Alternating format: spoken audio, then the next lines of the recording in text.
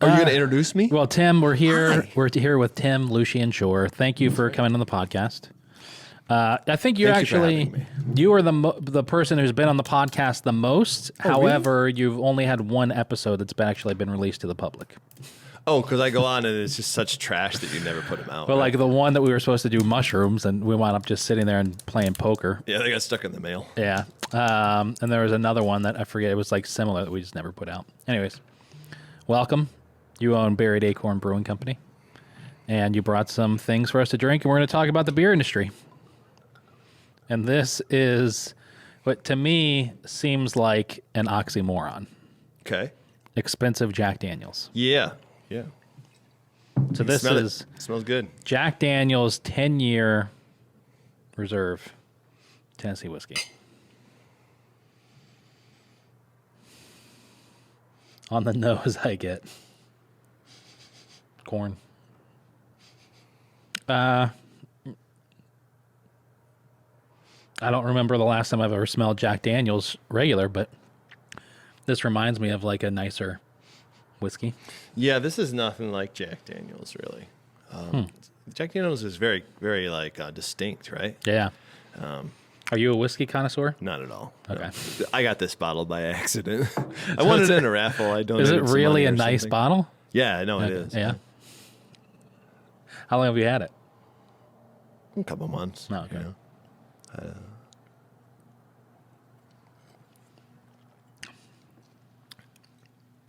It's got a little Jack Daniels character. Smooth. A little bit like that. Yeah. The Elijah very Craig good. we've got here on the table, that'll choke me a little bit going down. Or that rye that's in the other thing. This is smooth. Drinking out of a Jim Beam glass nonetheless. And a Syracuse Mets glass. Look at that. And a Kasai glass. And a Kasai glass. All Me? the things. I got nothing. You got nothing. Just a little Yeah. fingerprints. Yeah. So why do you own a brewery? Well, when I was at home doing it, it was really fun. And I was working at a brewery in Chicago, and man, it was really fun then too.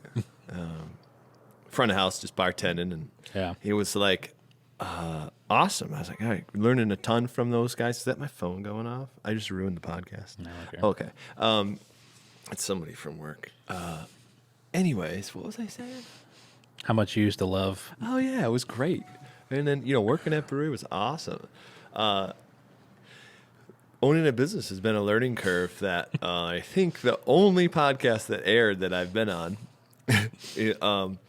I was pretty candid about. We had a pretty candid conversation about like, Yeah. I'm gonna fucking fail. That was the first time we met. Yeah. And I was like, oh man, it's going down. This sucks. We're growing at like 80% on a 30% margin. And it's just like, this is terrible. Can I borrow some money? And we ended up kind of auto-correcting, really, if I could say, through shutting down, really, bar distribution. Yeah. For a while, only to on-premise, like to bars. And we had to, unfortunately, eliminate our sales force. And that put us back to profitable. So losing money distributing with a sales force was definitely what we were doing. We were trying to get to a point. There was an investment in it was an investment in this year. That was in early 2019. Yeah. Opening up, this was an investment. It was like a 4 or 5 year investment to get established with salespeople, and then they could pay for themselves as they continue to sell. Since of course we don't have the revenue to hire them back, that all went to the drain with our wonderful last 2 years of. Yeah. Anyways, we know that story. So now we have opened another retail location, and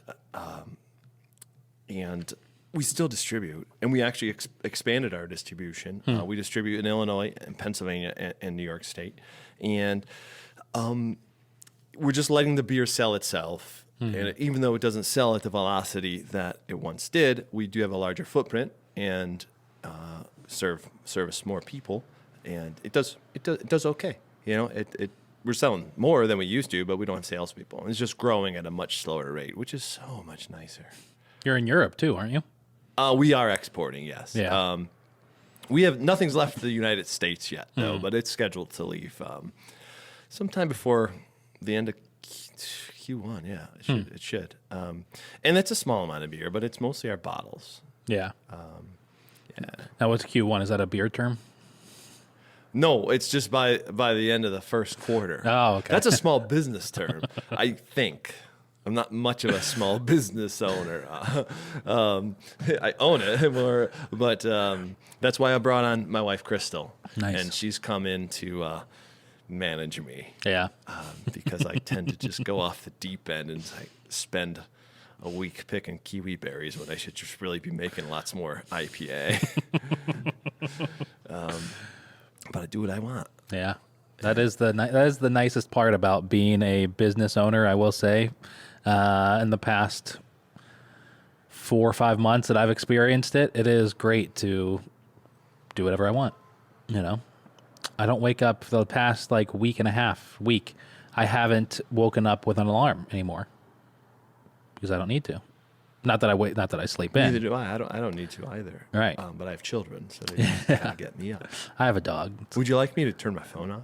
No, I don't care. Staff is blowing me up for some Are reason. I don't know if these mics can pick that up. Yeah, I can hear it a little bit. Yeah, they can? But Okay. I don't really care. No, staff is blowing me up. My wife is traveling to Chicago right now. I wanted her to join us here Nice. today, but she's traveling to Chicago to see family. Hopefully sell some beer out there. I don't know. That's cool. Not, but Her and the kids? yeah, she took the kids, so I'm all by myself. So Wow. I'm here with you. Otherwise, Crazy. I'd never be here on a Saturday night. You know that. I'd be at home, Yeah. doing something I don't know, cool. Yeah. Yeah. No, but that is a nice part about being a business self-employed. Do whatever you want. Yeah. For sure. But There's a lot of bad parts to being there's a lot of self-employed. bad parts.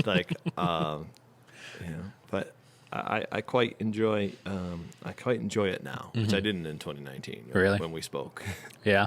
My staff had listened to it. I didn't listen to it because, what am I going to be more depressed about? My current shedding of a very big number of money every month. What am I going to be happy about that? No, okay, I'm not going to go listen to it. But my staff said, "Oh man, they said something like it was really honest or something like that." I'm like, that's not good. Most people dislike me because I'm too honest. That's funny. Not most people, but some people don't like that. But yeah, I'm gonna stop talking. I'm getting a little bit of shit right now. People think that I hate the Syracuse food scene. Oh, why? Oh, you were shaking your head in agreement. What else am I getting shit for? Is there something else out there that I don't know about? No. But I mean, we've had conversations about the Syracuse food scene. Yeah. And I think, and first, oh God, here we go. Honesty, here it comes. So I think, one, what you're doing and where you're taking this thing, it's bigger than our local Syracuse For sure. thing. But you and a couple other folks have really just become the heartbeat of what Syracuse food, progressive food is. And I'm so proud of you, man. Thank you. You swear, right? Yeah. You can swear. It's fucking great, man. I'm so happy for you. Yeah.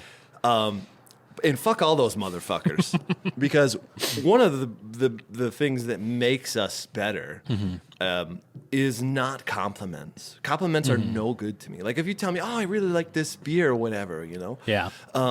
Well, okay, that's great. That's great. It does me no good as somebody who's always trying to find the right, place to put certain flavors or finishes or whatever in a product. Yeah. Whether it's the label or anything. Everything. Criticism is really where we thrive, and that's how we get better. Right. And we've got a long way to go in Syracuse, both in relation to beer and it's just about to explode. Really? In Syracuse. The beer is so primed to be the entire focus of drinking in Syracuse. So Really? think of how many breweries opened here in the last 5 years. Almost all of them. I know you and I have we've talked about this a lot. I look at that as a bad thing. Really? Yeah. Let's talk candidly for a moment. All packed. Are you? Everybody's packed. Well, that's good. I mean, that's great. I'm thrilled to hear that because, It's so fucking cold in here. I'm starting to shake. you can put your jacket on.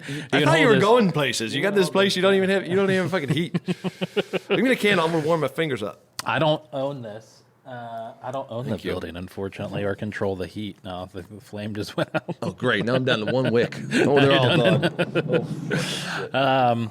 I don't know if it's because it's so drastically cold out today or if it's because the heater is just not keeping up or what the issue is. But, yeah. Anyways. It's very windy. So Yeah. I think like in a building And like with this, you're these. probably getting draft. Yeah, and I'm on the corner. Yeah. So you're double windows. Yeah. No, that's what it is. He's got to drink more Jack Daniels. So yeah, and it's starting to really like when I poured it out.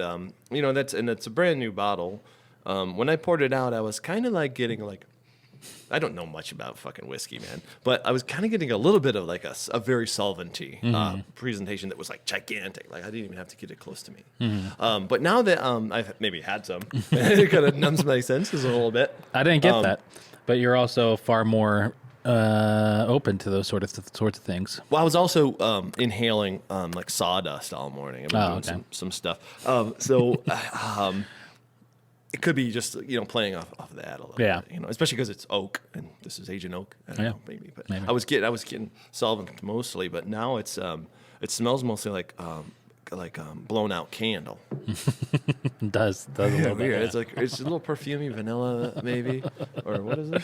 I don't know what that was. Yeah, but I think that is, and I think that also translates to restaurants, which I know you travel in multiple worlds with all that, which I don't really. Yeah, I think it's. Listen, I think I think it's great that if it does mean the more breweries, local craft breweries that open up, means that we will get more people drinking beer, then great. Open up as many fucking breweries as we can. I just think that we have too many.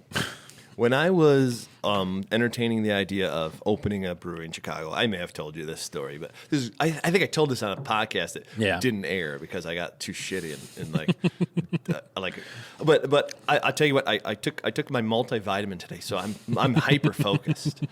I really am. Yeah, I did. Anyways, I don't know what I was talking about. See, this is what happens. And now, like, I don't even. Yeah, it's like meandering. Nothing. I think I know exactly what you're going to say because it was that you were thinking about it. You thought there were too many, and then like you turned around and there was like 1,000 more. Well, there were 32 and 17 planned, and this was probably 10 years ago or so. And I'm like, oh, no way, man. Let's do this in Southwest Michigan. We decided to abandon the city and we'll go to a small town and do a smaller project that we were planning in the city. And now there's like, last time I knew, which is like 3 years ago, like over 220 or something like that in Chicago. I mean, Chicago is obviously a much larger city. You have far more tourism. People in the greater Chicago area. No, probably more like 4, maybe. But that includes all the suburbs and everything that's surrounding it. And then 1 million tourists a year, if not more, maybe. So Syracuse doesn't have those numbers. 400,000, something like that. Yeah. For greater Syracuse, it's like 400,000. Tourists, I don't know. We're getting more stuff, which I think is great. Like, there's 10 different movie stars in town right now, like significant movie stars all making movies. You think I'm a movie star? Yeah. Mm-hmm. Oh, I've been in a movie. Danny Trejo is staying down at the Who's that? Marriott, the hotel. Come on, fucking Machete. Oh, no. Dude. You know me very well, and you're leaning into me because you know I don't know nothing about pop culture. You don't know who fucking Danny Trejo is? No. But maybe I do. I have Netflix now. Anyways, there's a lot of movie stars in Syracuse right now making a movie. Oh, what are they making? Oh, yeah. Right. I know that guy. Yeah, he's in town. Mm-hmm. So, anyways, Syracuse is growing. I know this is Eat Local New York. It's not Eat Local Syracuse, but, it I used live to here. be. Yeah. You're all grown up. I'm all grown up. I don't care. I'm going to stop bashing the city because yeah. Because, Well, we've bashed the city in candid conversation before. Like, yeah. Why does this happen and this happen? Why are we in this way? And then other towns are doing these things. And, well, and it's not just related to the food scene or Right. beer scene. We just both have to be in them, and it's come down to a lot of different things. But I think one of the biggest thing is there's Syracuse is poor. Yeah. And that's what we kind of like a lot of like the 400,000 people that live in the Syracuse area, whatever, something like that. I have no idea. Yeah, it is Something central like New that. York. Yeah. Yeah, the central New York area. Half of them are poverty. I would say probably, I don't know statistics or anything like that. I've heard Yeah. some kicked around, but like maybe it only included Syracuse as a city and not the suburbs, which tend to kind of Yeah. thrive, it's expensive to eat out. It's expensive to open a nice restaurant. It It's is, expensive to do all yeah, this. especially now. And then we do have. I mean, I'm sure it exists in a lot of areas, but like Kyle is opening Tap House, and I think it's the son of the former owner of the Blue Tusk. I forget his name, but anyways, he's been going around town telling people that Kyle actually is pulling out of Tap House and can't afford to do it anymore. Oh. And so that rumor just started to spread. And all of a sudden, people in the beer industry, all people are like distributors, all of a sudden people are starting to say, hey, I heard that's not happening. I heard that's not happening. I heard that's happening. It just goes.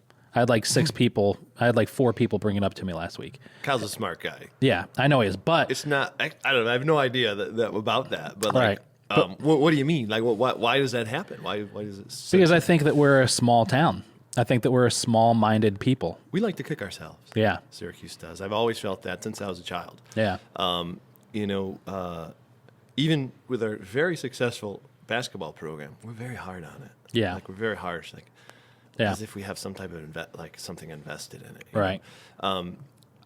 I don't think that's a bad thing, but I think we should. I think as a community, as Syracuse, I think we should be more aggressive towards other towns.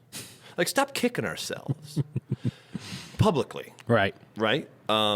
Because publicly, we can make ourselves seem like less substantial, less significant. Oh, for sure. But we can like start talking shit on Rochester and like Hold that thought. I do like that. That we should just start shitting on other cities. Right. You're in a little bit of a predicament because you are now Eat Local New York State. So, Right. So now you can't really do that, but I can because I'm fucking gross. Yeah. And let's start making fun of Buffalo or like Instead of Rochester or ourselves. something. Instead of ourselves. Yeah. Let's stop being so hard on ourselves. Let's do that. Publicly anyways. Yeah. Let's publicly like trash Albany. Right? Okay. Like what do they have? They don't have anything. Nothing. The They don't governor. sell potatoes. Yeah. Fuck those motherfuckers. Yeah. Fuck them. If you're listening in Albany, I'll think of something that you're bad at, and then I'll say it. I'll post it on the internet, a story, or maybe a sponsored post. Yeah. I'll drop it right on Albany, Yeah. Let's fucking do it. half a mile radius. Yeah. But I think things like what Kyle's doing, expanding his, Yeah. offerings, a very beloved, Kasai, and now Danny Steaks. Yeah. Controversial, but expanding into another concept, and multiple people that we know are doing the same thing. Yeah. And it really, it's very much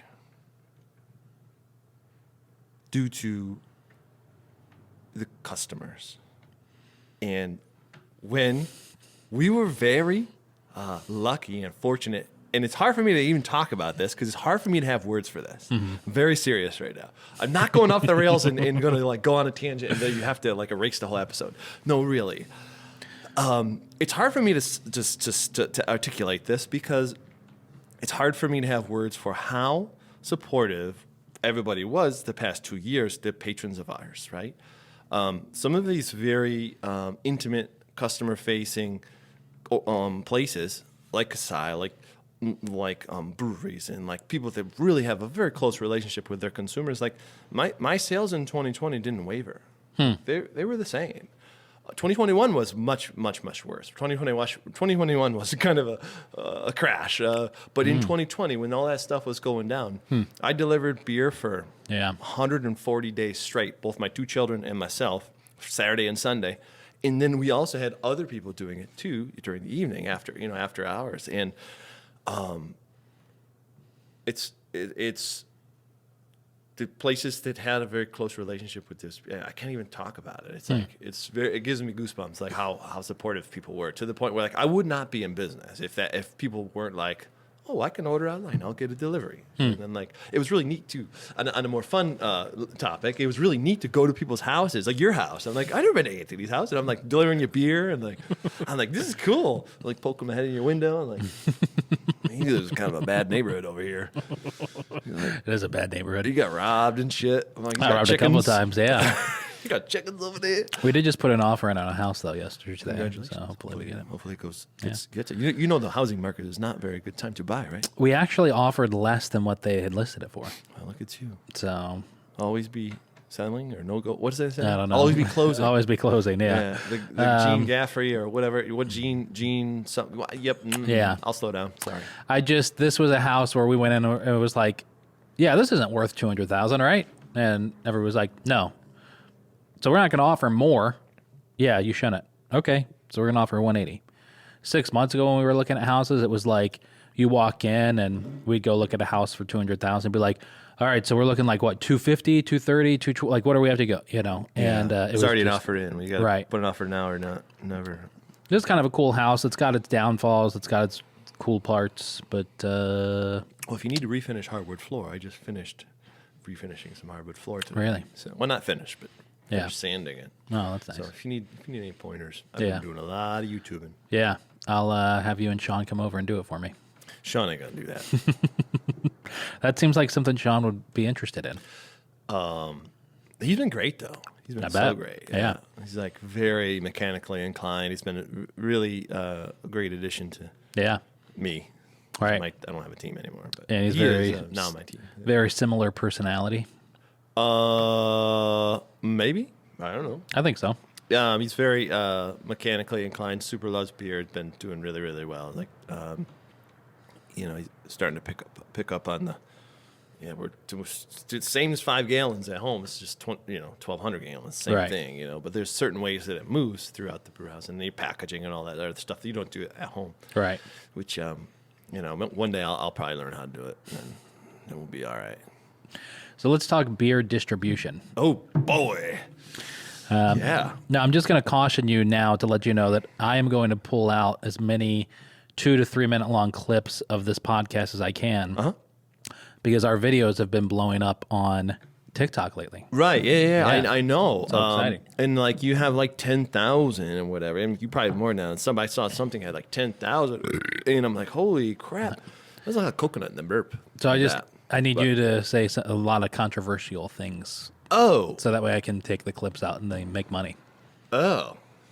How about this one? This is a controversial topic. Which one of these beers is going to have more bubbles? Because I'll tell you right now, this one ain't going to pour into this cup. This is going to pop. This one's probably similar, but it might go into our cups. Do you have another cup? Yeah. I mean, I have a candle here, but it might affect the flavor a little bit. I have some Willow Rock cups. Oh, sweet. Would you like those? Mm-hmm.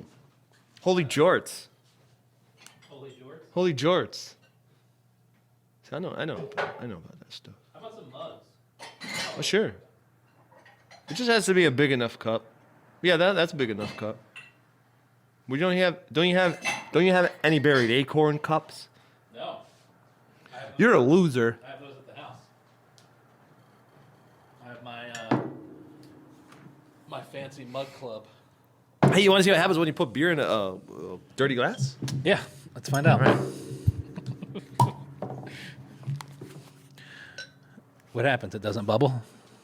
No, it's actually usually it'll stick to the side of the glass. Here, give me that glass there too. Oh boy, I need one of those baskets that basket weavers make. This little guy here.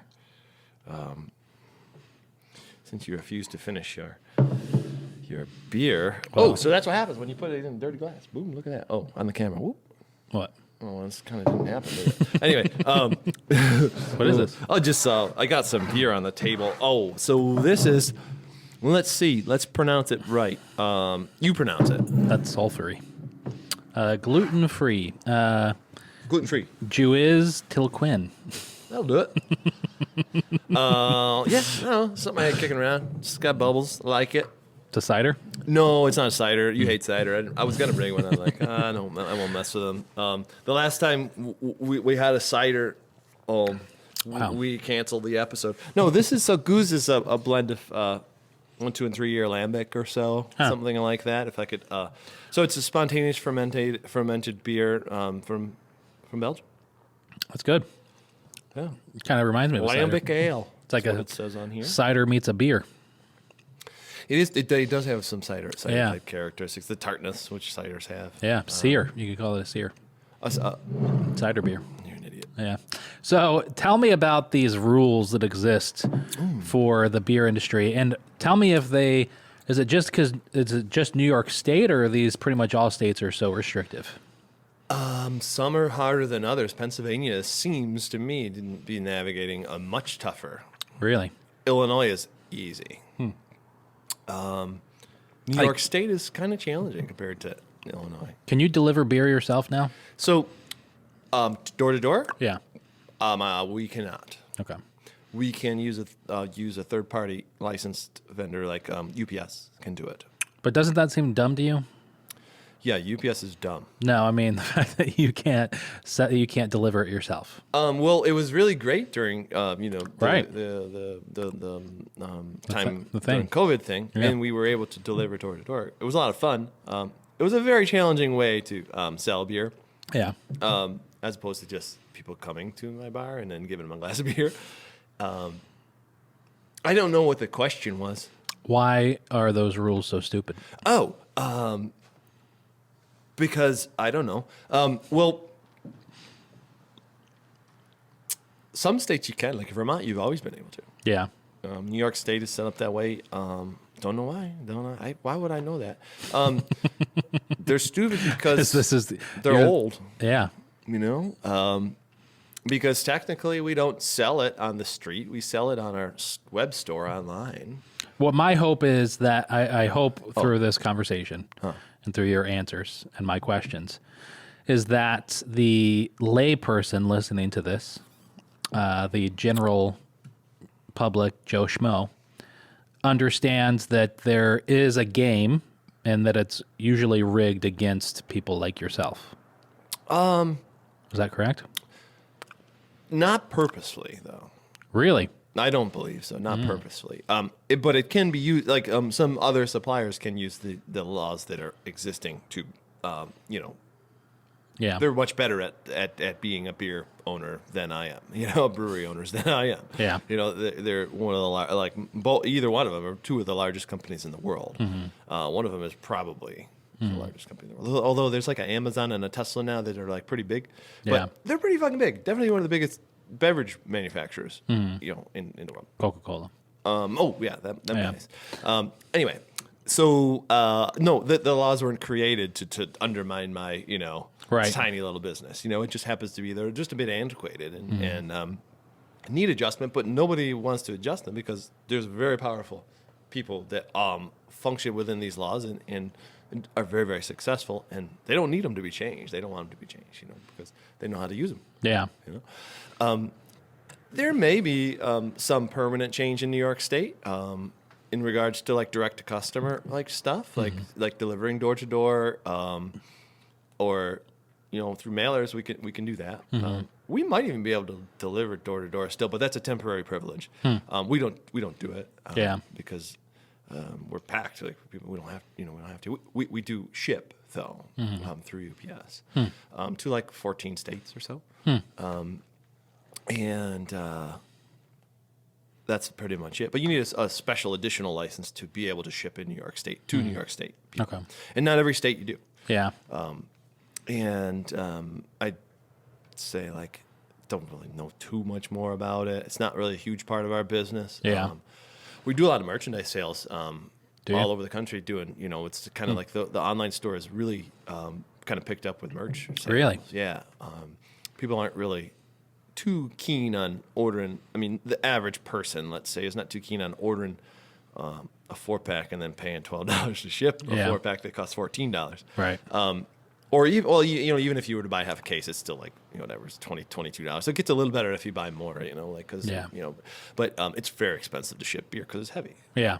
And then further, like the beers that people really like they can buy IPA, like great IPA down the road from them, in Nebraska, let's say. Or we don't ship to Nebraska, but in Illinois, which we don't ship to. Well, whatever. Into a place that we do ship, they can buy beer from the place down the road, right? Right. But our bottles, like people try and buy them all over the world through our website. And it usually comes back that we don't ship there. That's usually what ends up happening. But bottles are also super fucking heavy. Yeah. So you buy a $15 bottle of beer and you're paying $10 to ship it. Wow. Even if it's just one. People do it. But it's glass is heavy. Yeah. So what's your favorite part about being an owner of a local craft brewery? My favorite part about owning a local craft brewery is it's not really brewery specific, but our family's very fortunate to be able to all be employed there. When my wife was supporting my lavish lifestyle prior to 3 months ago when she came to work and manage me, it was difficult to manage your daily schedule with 2 children and all the stuff that they do, extra activities and skiing and gymnastics and all that crap, Yeah. With both of us working there, now we can overlap our schedules just perfectly to like say, okay, you stay, you get the kids on the bus, I'll go in early and I'll brew a batch, and then by 3 I'll be out or whatever, and that's my favorite part about owning a business is like, in general. But as far as if more specifically to craft brewing, it's creating flavor really that doesn't really exist anywhere else in that combination. That's my favorite thing about making beer, I guess. Yeah. And probably my favorite thing about owning a craft brewery. If you could, and it was sustainable, would you only ever do barrel age? No, because I like making lagers and stuff like that. I like making ales. If I could not expand my hobby offerings, I would love that. Not just because I maybe don't want to make them or anything like that. It's nothing like that. I enjoy them quite well, and I like making them really well, but too. But no, because there's just so much of it out there already, and I can't afford not to make it because it's like, well, you put it out there and it's gone poof 10 days. I make a batch of my most favorite beer that we make, and it takes me like a year to sell through it, or more. And I buy it back from distributors so I could sell it out of the tap room. It just happens like all the time. Yeah. Because people don't want bottles out there, and I just feel that our strongest beers are the ones that I put in bottles. I don't know. Anyways, no, I wouldn't, because I do like to make all different kinds of beer. Yeah. So what's your least favorite part about owning a local craft brewery? In the past, the learning curve of learning how to run a business and that is just awful. It's hard. It's not really hard. It's just I didn't have time to do it. Yeah. Because I was busy making IPA. Right. And so actually, as I have been able to, because of Sean and Andy and my wife coming on, I've been able to sort of take a step back from, all right, I'm kegging and brewing, or I'm running the candle line and brewing. Like 2020, I did every single thing in the place, including bartending, delivering, brewing, canning, and packaging, everything, So like, what I would say is, like, if I could take I lost my train of thought. Least favorite part about owning a local craft brewery? You were doing everything in 2020. Oh, my least favorite part. Oh, here, yeah, in the past. So my least favorite part will keep me on track, okay? I usually have somebody with a squirt gun. It squirts me when I start to go off the rails. It wakes me back up. That's why I turn the heat off. You want a squirt gun? No, but I turned the heat off thinking it would what was I talking about? shock you into... I was talking about, my least favorite thing. So my least favorite thing would probably be the amount of immersive, like, the amount that I had to get this thing going to where it needed to be, the amount of effort that it took me away from my personal life, my family life, and friends and whatever, because I had to completely immerse myself in this thing to get it to where it is now, where I can be like, okay, take a step back for a second, and I can, we can go on a vacation. Yeah. We can't really, but Right. maybe, but I have. And that's my least favorite thing about owning it. And although that's in the past, some people never get out of that. Yeah. And it took a lot of very close paying attention to, at 6 o'clock, like you won't usually get me on my phone because I try and turn it off. I still use it, but like I don't respond to work. Yeah. Not always, because sometimes you have to. But for a while there, especially early 2021, when it was really not going well, I just was like, all right, at 6, I'm done. I'll come back tomorrow. So I did 12 hours today. I'm not going to sit there and look at the lack of sales in my cell phone app until 10 o'clock at night when we close, and I realize that we lost money again today. I would say, and I would say anybody who's going down this path, there's a bunch that are that is the first time doing it. Give yourself the time to keep your home life, personal life, similar to what it was before. Not completely, obviously, because you're going to be fucking busy. But that's my least favorite part. That and navigating the waters of shelf space and bars, because I never sold beer before. Yeah. And that's why we hired people to sell it. But then flipped upside down the whole concept, which actually kind of turned out to be a better thing for my whole business health, with finances and whatever. It was just it was just an immediate different path that was like, oh, okay, I guess I wasted the past 2 years of trying to develop the market. But I don't know. I lost my train of thought again. Is there a way to, well, would you ever go back to salespeople? I think we're going to in about a year and a half. About a year and a half is about how long it's going to take us to be able to sustain that, because we're still growing. Yeah. Just not as fast as we would with salespeople, but we don't have the money to keep investing in salespeople to grow. Right. So organically, we'll grow just kind of based on, there's a billion places that never had us before, so they're going to try us out, Yeah. If they like us, maybe they'll get us another time, Thousands of places still, don't have us, just in New York State. And we have expanded to Pennsylvania, too, and we're in Chicago, Illinois. And it is growing just fine. On-premise could grow a little faster, but you're not going to grow at bars, even bars and restaurants. You're not going to grow on-premise without somebody going into the bars and saying, "Hey, what's up? You want to put us on?" They say yes. It's very rarely does someone like, "Oh no, we don't serve you don't serve Buried Acorn," or something like that. I had my first day as a beer salesman about 2 weeks ago. Really? Yeah, I was 7 for 8. Yeah. Oh yeah. What'd you do? Just go out and cold call? Just go to bars and hang out, talk to people. I didn't really. I went with a salesperson, so I can't say I'm 7 for 8. He's 7 for 8. Was it your distributor or somebody else? Yeah, our distributor took us out through Utica, and I talked to owners. I just talk about the beer, and then he just sells it. Did you have meetings, or was it cold call? Mostly was half was half Okay. and half. We went to 8 places, and half was like, "Hey, we're heading over there." Yeah. 'Cause I know a lot of people personally too. Yeah. "Hey, we're heading over there," and somewhere we just walk into. How'd you like it? Oh, it's awful. Yeah. Yeah, I know we never want to do it, but we will have people do that eventually one time. But the business has to correct itself. It's just Yeah. we're not going to grow at 80% anymore. We have to grow at 10%, which is great. It's huge. That's huge growth. It's not like small amount of growth. Yeah.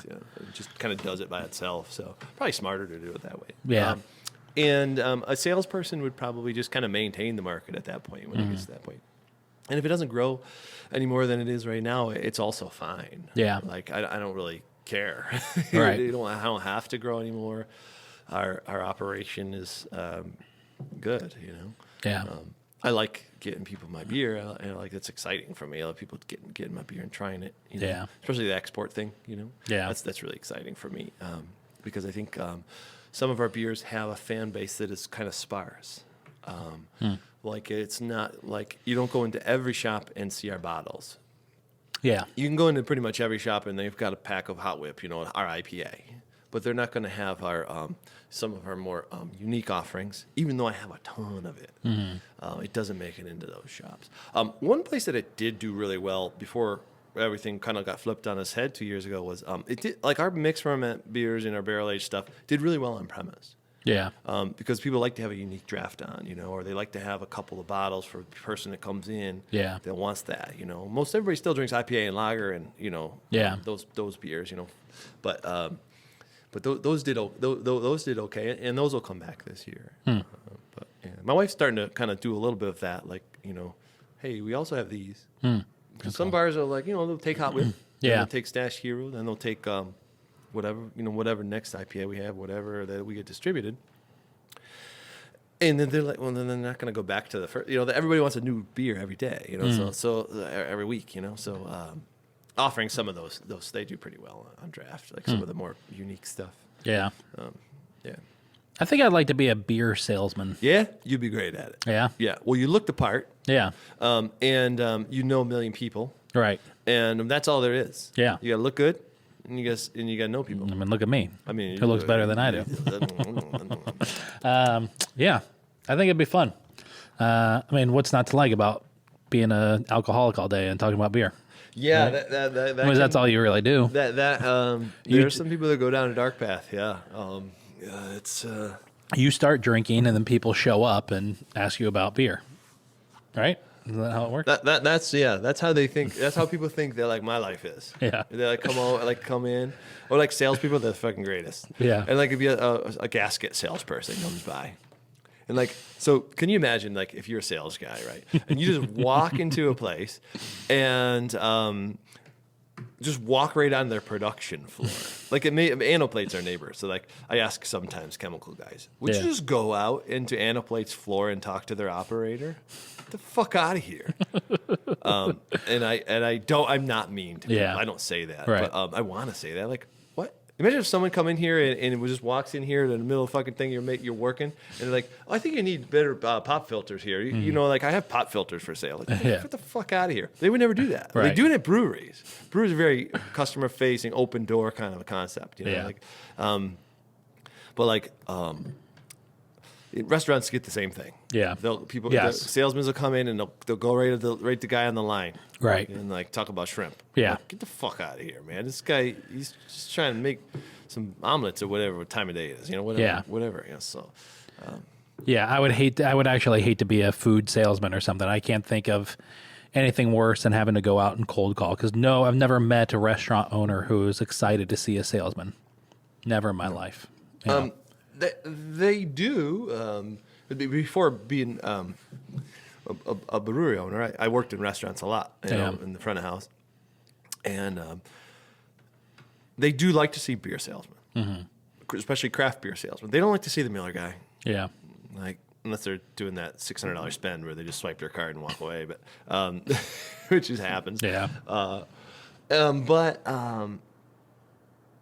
they like to see the craft beer because they want to. That's the guy that helps them with their next, couple beers that are coming out by whatever brewery, whatever. So like they like to see you. Yeah, that's what I found out when I was out there. Like, oh yeah, oh wow, what else you got? Because one of the reasons why we did go out was we had a shift in our distribution footprint. We had switch from one supplier to another. So I wanted to kind of go out to be like, hey, we still are in business. We just have a new person selling it. Kind of just explain it to people a little bit on the personal level, but and that was just for the Utica area. Yeah, that was just for there. Yeah, the distribution footprint shifted a little bit all across this the eastern part of the state, but for the most part, Utica. Do we have another beer? Yeah, sure. All right. So this beer is a beer from OEC Brewing, which is interesting considering the topic that we intended to have tonight for the conversation, which is not really happening. But what was the topic we intended to have? Something about the beer industry and making money and distribution stuff. Well, yeah, that's what I was going to get to next. Because I'm the supplier tier. Right. So we were kind of going to talk about that. Well, this is interesting because this brewery is, I don't know, like in Connecticut or like, Connecticut. Yeah. And we have these cool plastic things. I don't know why. But I think I need this. Yep, got it. So they originally were a family. The family was in the distribution. They have a company called Be United, where they import like Sri Lanka smoke beers in a big tanker, and then they package it right on their package line, and then it goes out into the U.S. pre-packed, packaged here on U.S. soil, and they do that. And I don't know, like 10 years ago, whatever, so they opened a brewery too. So they made their own. But this is one of it. They mostly, for the most part, they make sour beer, like mixed fermented sour beer, kind of like similar to what I make. Not similar, but in that vein of things, I guess. Is there a brewery or a brewer who exists out there that you are like, man, I really look up to what they do and I don't know how they do it? That beer smells fantastic. God, that's really beautiful, like berry thing. Yeah. I'm not even near it. The glass is 2 feet away from me. I'm a foot away from me. Is there somebody that they can see. I know we're on camera, but I listen to your show. I don't watch it. Do you listen to the podcast? Yeah, I don't watch What it. platform do you listen to it on? Spotify, or Google, but mostly Spotify. We're about to boycott Spotify. Oh, really? Yeah, that's fine. I have sometimes I'll put it on Spotify, and my kids are also listening to Spotify, so it goes to the Google at home, and then you're like on there, and then they keep changing it back to like Lick It or something, or like like TLC or something like that they, the 6-year-old and 8-year-old would normally listen to. Well, if you wanted to, not that you have to, but if you wanted to, what you could start to do is go to eatlocalnewyork.com. Okay. And then the most recent episode is right on the homepage. Right. You click that. Then you scroll down to the bottom of that page, and there's a link to listen on whatever platform you want to. Oh. Or watch the video on YouTube. I remember that link. Yeah. I've seen it. Well, I also sometimes... Yeah, if you do that, I'll make a penny. You make a penny? Yeah. Oh. I know. Can I just give you a penny? I don't want to download another app. You have to download it. Not so the app. I'm supposed to answer a question, and you're getting me derailed. This is why my episodes never make it to them. This one is because he derails me he asks me like 9 questions, and then he interrupts me. Listen, you got to learn how to interview people, man. That's actually a sore subject right now. Yeah, I can imagine. I know. That's why we're talking about it. I tackle the tough topics. Okay, I'm like the guy with the guys that have conspiracy theories on that Spotify wants to also cancel. Yeah, that guy, Alex Jones. Sure. Joe Rogan. Sure. I don't know. I think it's Joe Rogan, and Neil Young hates him. Yeah. Yes. Yeah, so I'm Neil Young right now, and I'm telling you, man, you need to get your shit together. What the fuck was the question? The question was, tell me, how does beer distribution work? The camera's right there. It's not over there. No, that wasn't the question. The question was, do I have somebody who I idolize? I'm going to tell you this. I probably do, but like you put me on the spot. You're supposed to ask me like in the past, like you're supposed to have asked me that. Like, hey, I'm gonna have a question for you that's difficult. Is that how it's supposed to go? No, here's what's supposed to go. Because I'm running this. Let's switch seats. So, by the way, we should do that. I should interview you. Okay, go for it. Okay, well, no, you got to switch seats. You want to switch seats? Well, I forgot what I was gonna say. All right, so if I give you a Bud Light, don't do that. No, I would say this. So, okay. If I give you I'm going to tell you my whole theory on like idolizing anybody or anything that exists out there already. Okay. Why would I want to do, and there's not that I don't have that person. I don't really know one off the top of my head because I'm like nervous. But if you have something that you really, okay, when I was a musician, I never listened to other people's music. Very, very, very rarely. And I would never play it. Yeah. I would never be like, oh, I want to learn how to play, But you were a drummer, weren't you? No, I play guitar. I studied music composition. I was a cellist too as well. But I could play the drums. Not really. Yeah, not really. Kyle's a drummer. I'm about as bad at the drums as I am at the guitar and everything that I do in my life, except for probably making beer, which is will be the end of this point. Which if I don't get derailed, but I already did get derailed. But we will try and keep this to a publishable a podcast. I would say that. When I was a musician, I would not listen to other people's music. I would like be like, okay, it's gonna steer me in a direction. It's gonna take me to a place that already exists, right?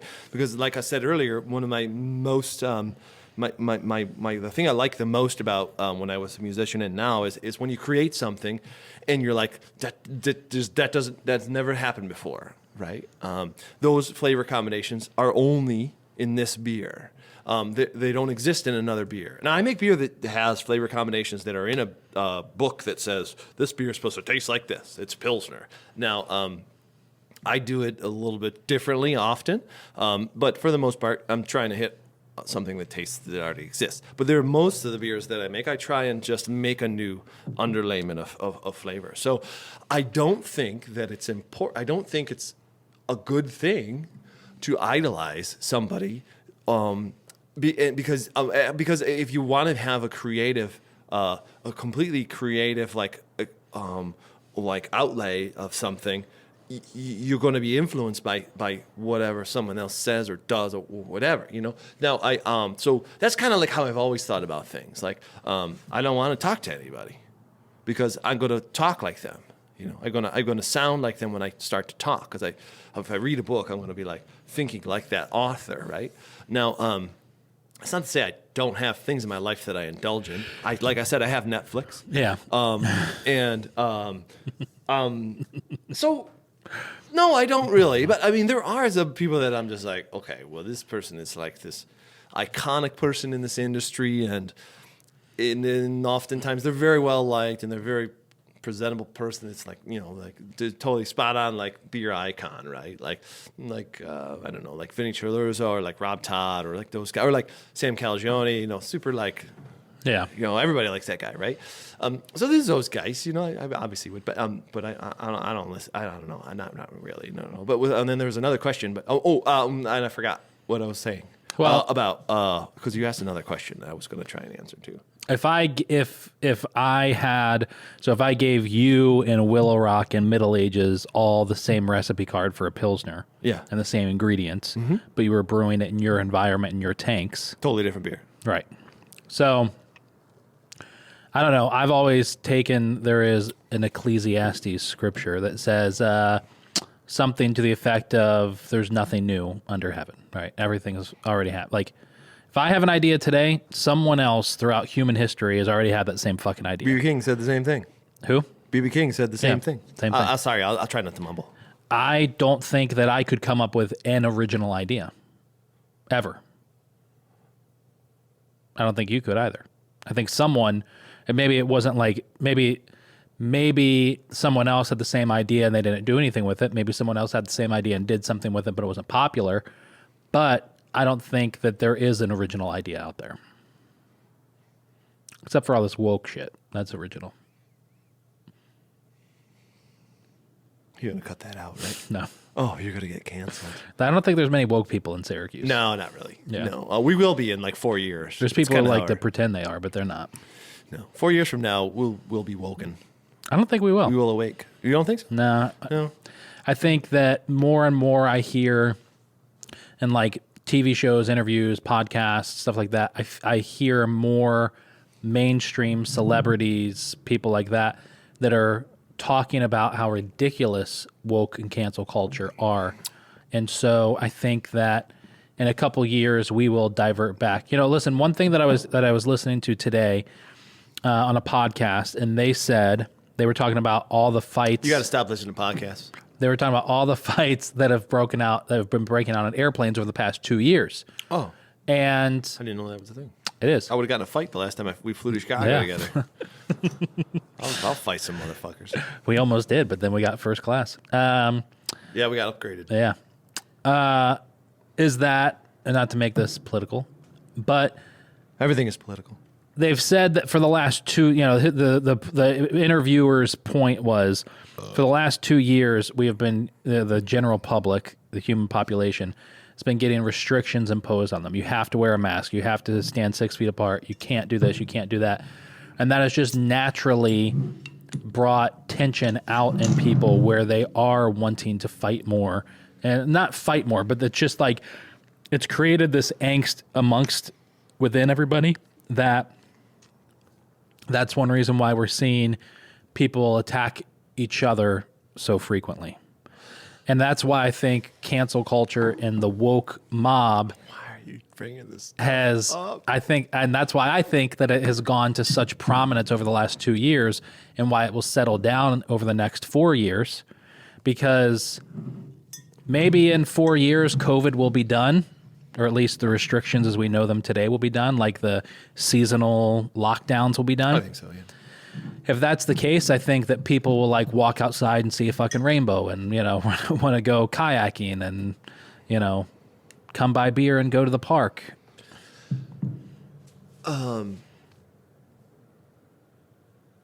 You said a lot, but I would say it's more that we're all connected so well now. We've always had the. It's not because of the restrictions and all that stuff. That doesn't help. Like that makes people fucking crazy. Make me crazy. You know.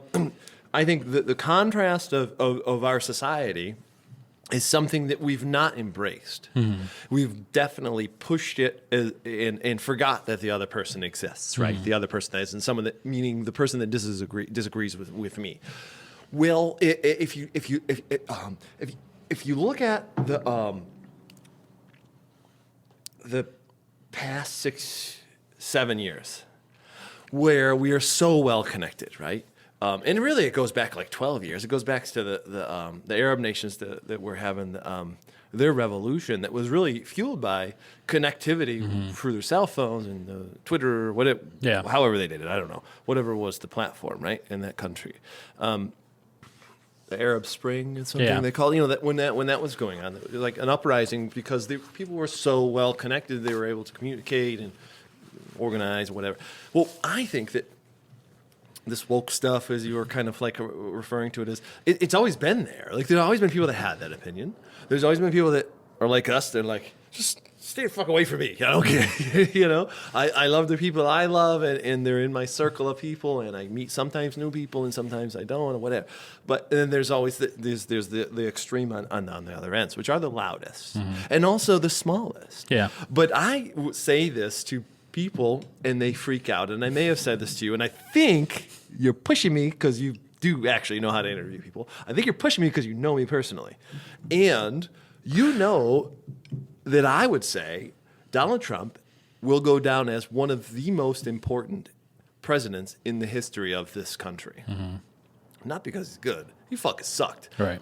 But because he was so polarizing and really brought forth a new, like a previously, like what a constituency, or like his fans or whatever, the people that, well, some people just didn't know or didn't want to know that existed. But the internet made everybody loud, right? And now you have some very extremely contrasting views on all these sides of the society, whatever. Right. It was always there. Like, so the fact that we're fighting right now is fucking beautiful because we're going to figure it out. No, we won't. Oh, no. Like, we're going to. We're going to. Let's drink some Fantone. Okay. Okay. Get your cup ready because sometimes this is not. Well, sometimes it's a little active. No, I think we're good. It was. I want to sip mine. I don't want to. Just chug it, man. I don't even know what the name of that one was. OEC something. We should probably see what it was. I'm trying to get you drunk. I don't know. What is the name of that one? I can't pronounce it. I can't even fucking read that. It says Antioch on it. Oh, Antioch.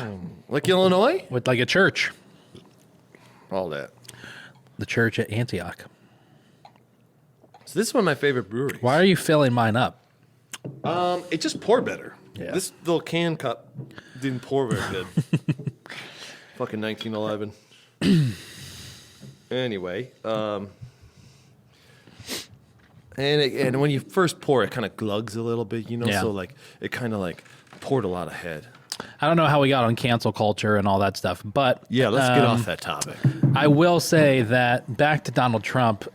Yes, the most important president in the history of the United States of America. Because we've made more progress as a country under his, when he was like, you know, basically. I will say this, it has caused, I'll talk about Christianity for a moment. church culture changed a lot over the last. Yeah, you can go, B. No. Keep going. Church culture changed a lot over the last election because there were so many people who were viewing the election between Donald Trump and Joe Biden as this turning point, like either America and the world as we know it was going to crash and burn if Trump didn't get elected, or it was going to be like, the righteous have risen and overcome the unrighteous. Trump was reelected. And the amount of prophetic, I use that word loosely, prophetic words and prayers and dreams and visions that people had about God ordaining Donald Trump to be the president again for a second term was laughable. I mean, the things that people were getting up in the pulpit and saying, the Lord showed me or the Lord told me, which I believe that God does speak to people that way, but I don't believe that God really is too concerned with American politics to create such a figure. So, but by all of those people rising up and saying Donald Trump is the Lord's person, he's going to cancel the cancel culture and allow Christianity to reign free and da-da-da, and then they were squashed out when he lost. It's caused a lot of Christians to become normal again. It's caused a lot of them to say, hey, maybe we got caught up in it. Maybe it was bullshit. Maybe it wasn't supposed to happen. Maybe I was coming up with that. Maybe it wasn't God. Maybe I need to think more and stop just accepting what everybody else is saying. So I think that was really important and that's a big part of American society and culture is those. I mean, look at how many people voted for Donald Trump. I'm sure the strong majority of the 500 million or 50 million, however many it was, 50 million, 60. Yeah, that voted for him. I have no idea. I'm sure a strong majority of them would identify as God-fearing people, quote unquote. You don't got to be afraid of God. He twitters. He twittered me. That's why I voted for Donald Trump. No, I didn't vote for Donald Trump. I didn't vote. There's a woke Jesus Instagram account. He twittered me. He wanted me to know who to vote for. Yeah. And I told him that, you know what? I already voted for Hillary. Okay, what is this? So this is Phantom, and you are such a dick. We by the way, I'm going to pee, and then we're going to switch seats. Okay. So this is a dandelion beer. Oh, God. And I knew you would dislike it, but it's Phantom is one of my favorite breweries. And this is not my favorite beer by them. It is up there, but it's super bitter, right? Super bitter. Yeah. I almost couldn't say that. I'm like, to go from that, which is like sweet and bubbly and perfect, right, to that is an assault. Cheers. Assault yourself. Yeah. Sweet Lord, that's not good. But you also hold on. Do you realize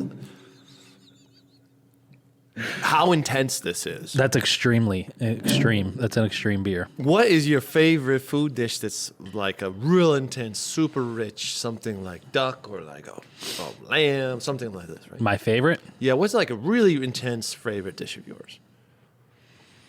That's not really intense. Like sea urchins? Oh, no. My favorite is the foie gras mousse at St. Urban. It's funny because I was actually going to think of that. Is something that I didn't know that was your favorite, but I was thinking of something like that. Like it's a very extreme, rich. I've never had it because I don't know, pretty that's good. fucking mean. But I think this is an experience that you've never had before, and you're a little bit. Oh yeah, I don't know. Like same with the cider that you wouldn't air because you didn't like it, Dick. What cider? Remember, I had some cider. Gave you some cider. You're like, "This is awful." It's one of the best fucking beverages that's made in New York State, you asshole. But like, it doesn't mean that you're going to be like, "Oh, I want to drink 9 pints of this." So when you think of tell me a movie that you really loved but only watched one time. Syndicote or Syndicote, whatever it is, New York. You know way more about with fucking Philip movies. Seymour Hoffman. I was gonna say movie like the Coffee one and Cigarettes, but I've with seen the double that a couple dildo times. lady. I shouldn't have said that, but no, it's called like like Requiem for a Dream. Is yeah. that what it is in the double dildo thing? You don't want to see that twice. You're like, holy fuck. But those movies, they affect you so intensely that you can't even watch it again because you're so moved by it. Right. Schindler's List. You're not going to watch it twice.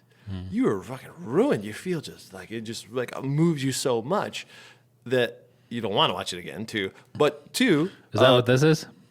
Let me finish. The reason why you don't publish my shit is because you always derail me. I'm trying to complete a thought here. This is one of those beers. This is a real intense. It's got a ton of pepper. It's not pepper in it, but it's got a lot of pepper. That comes from the yeast. That's super exciting to me to taste like where that comes from. Now there is a lot of like bitterness that comes from the dandelions, the dandelion beer. This might not be, I mean, I have a case of it, so you will drink it again at some point because I'll see you at some point and I'll bring another one. But when I drink this beer, I'm drinking it to have a conversation about it, which is most of the beer I drink is not that reason. You know, you can watch the Night of the Roxbury 15 times. Night of the Roxbury is like a cherry kettle sour, which I make. You know, like we don't make a kettle sour. We use a mixed ferment beer. But anyway, it's like a cherry flavored sour beer, right? He's like, yeah, I'll drink a fucking 9 of them. Or IPA, I'll drink fucking 12, you know, whatever. Not in one day, but 2 days. But this beer, you're going to taste it, and then we're going to let it sit, and we're going to drink it again, and maybe, oh, man. But you're like, oh, I don't like it, whatever. Well, I didn't fucking like Schindler's List. I did not enjoy watching Schindler's List. If you did, you're a dick. So you're making me drink this beer because you didn't like Schindler's List? Exactly. Okay. And the things that things that move you so much, like things that move you and take you to a place that you've never been, is very important. It's very important to experience. It's very important for me to watch. I agree with that. Requiem for a Dream. I agree with that. I'm not gonna fire one up when I get home. Yeah. I'm probably gonna go sleep, but probably maybe before I get home. But it's affecting you because you're like, oh, well, that's not good. It's not good. But like. You're just stupid. So drink another sip and let's hold on and try and taste. Tell me something that's in there that you didn't taste the last time you tasted it. Because you're like, oh, it's so bad.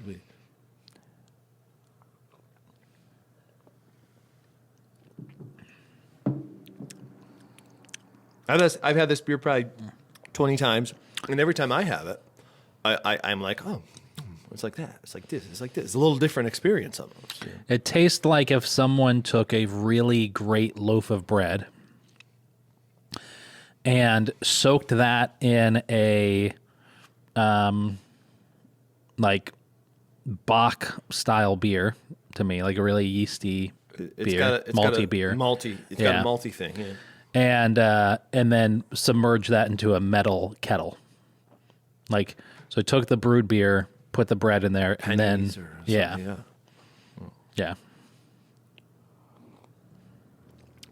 When's the last time you had a beer that you talked about so much?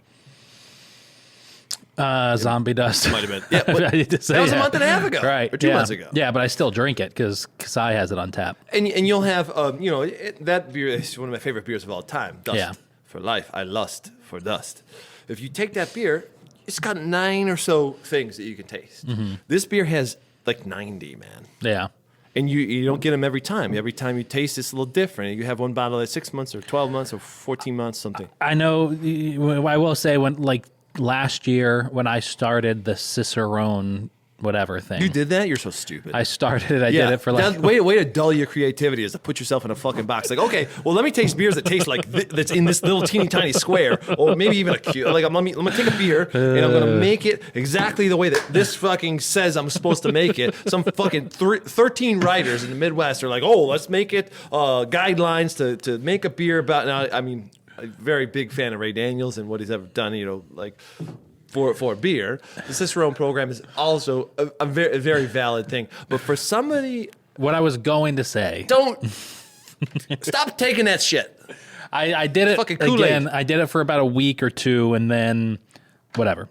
I will say this. There was something exciting to me about reading for 2 nights the history of beer, and then going to branching out bottle shop with a basket, and walking around and saying, oh, I just read about this. I read about that. I read about that. I read about that.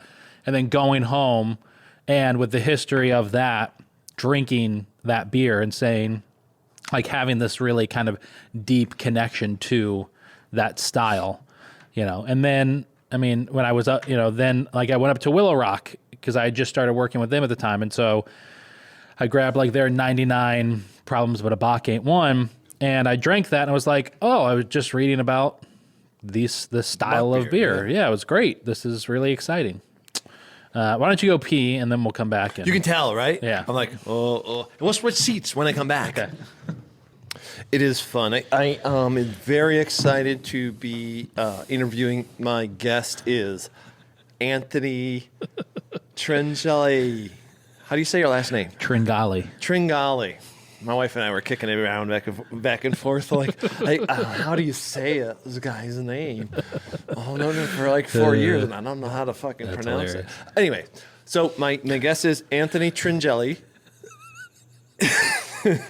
Look at you, you're blushing. I'm going to put this out as a second episode, I think. I think so too. Yeah, we'll switch, and then you get. Yeah, okay, great. Yeah. Okay, so Anthony, what has been going on with Eat Local New York? Some exciting things have been happening. We just launched our new website, which is cool. Putting out a lot more written content. Launched a new app, and we have to figure out how to get it working. So that's been fun. And then we've recently been getting invited to restaurants in New York City. For some reason, suddenly, restaurants in New York City have been reaching out and asking us to come out and do features on them. So last night, luckily, we have my brother who lives nearby, and then we also have a content creator that we hired down there. And we just got invited to a celebrity chef's new restaurant last night for dinner. And my brother and his wife, thank you. Mm-hmm. My brother and his wife went out to dinner, and that was pretty sweet. Had a great meal. So, yeah, that's what's been happening. What are you drinking? I'm drinking a beer. This is actually an interesting story, this beer. Okay. If you haven't been, I'll tell you about it. So there's this brewer named Josh, and he's in Belgium. And Josh went out into a field one day to cut his grass and saw that the field was yellow, completely yellow. And he thought, how did my grass turn yellow? Like, what happened? And then upon closer observations, realized that they were dandelions, that they were weeds that should just be ripped and thrown out and burned. And instead, he decided, I think I'll make a beer out of these weeds. And so that's what I'm drinking here.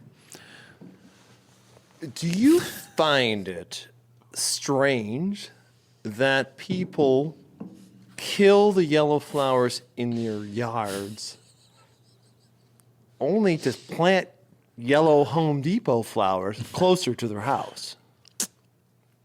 No.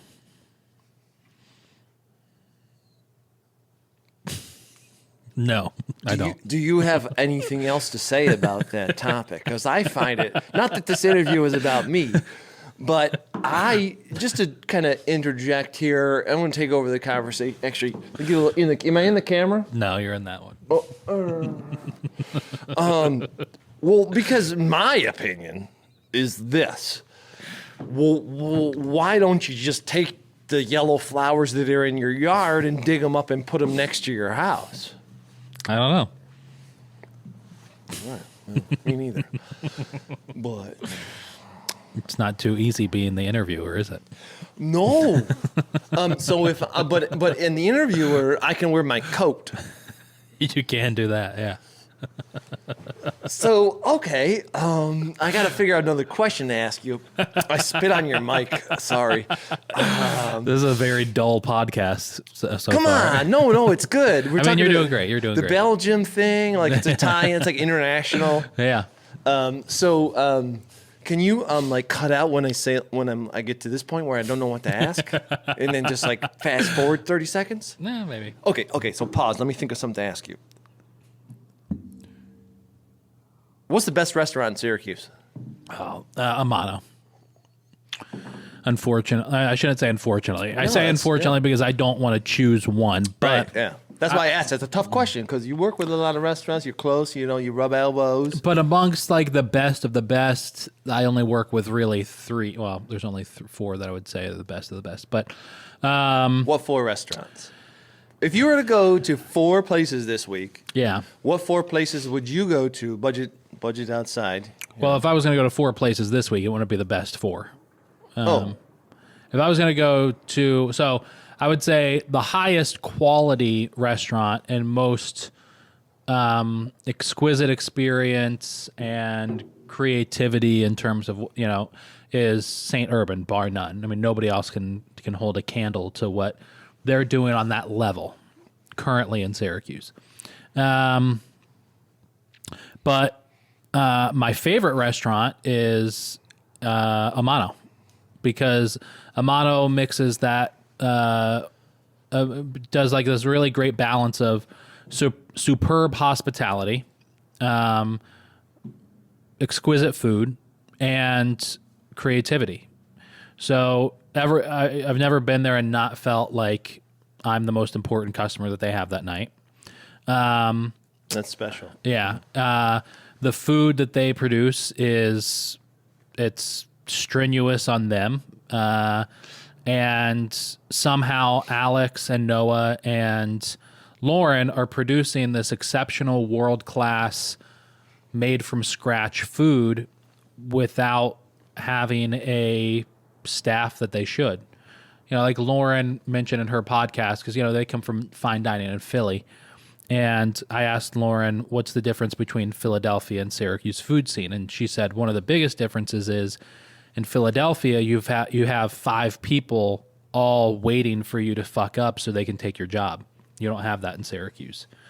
So I think that it's really phenomenal that they can continually change their menu, produce amazing food that they make from scratch, and it's really just the 3 of them. So I think that's really cool. I think Kyle at Kasai, if you tell Kyle, hey, go nuts, he fucking does it, and the food is phenomenal. I mean, if he has the opportunity to like show off, he's gonna fucking show off, and it's gonna be really fucking good. And Eden, I love Eden. I mean, I know it's, you know, maybe in other parts of the country, wood fired is not more common, but more readily available. Like, it's not as like, oh wow, what are they doing? It's not as mysterious, but for Syracuse, it sure as hell is. For Central New York, it sure as hell is. B, he's making a lot himself, you know, or the team is there. But I think Rich is doing a lot of it. And, yeah, it's phenomenal there. I mean, I've never had a bad meal at Eden. Yeah, so I'd say it's definitely those 4. I mean, like I said, St. Urban is just, I know it's more French, and so it's kind of more fancy and frou-frou and all that kind of stuff. And, you know, I'm sure that if you gave other chefs the same ingredients and gave them the same atmosphere to cook, that they would probably come up with something close or similar.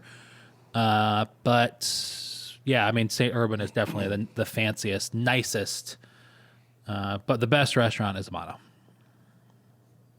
Do you think that we'll ever get to the point where we have a restaurant culture that has people waiting in the wings to get their shot to get on that grill or whatever they may be to get into the kitchen?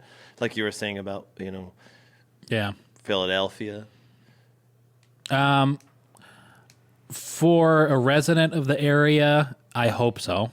And for someone who wants to constantly see improvement in the area, I hope so. In terms of I mean, there's a lot of people out there doing extraordinary things in food service within the realms of Central New York that I know I don't know anything about. Like, I've never heard of them. I haven't heard about what they're doing. Right. But I know there's people out there doing stuff. You know, Adam Weitzman is, you know, as much as, you know, people want to talk about Adam Weitzman, at least. Who's that? You know, he's the billionaire in, you know, Skinny Atlas. What does he do? He owns that scrap metal company. Okay.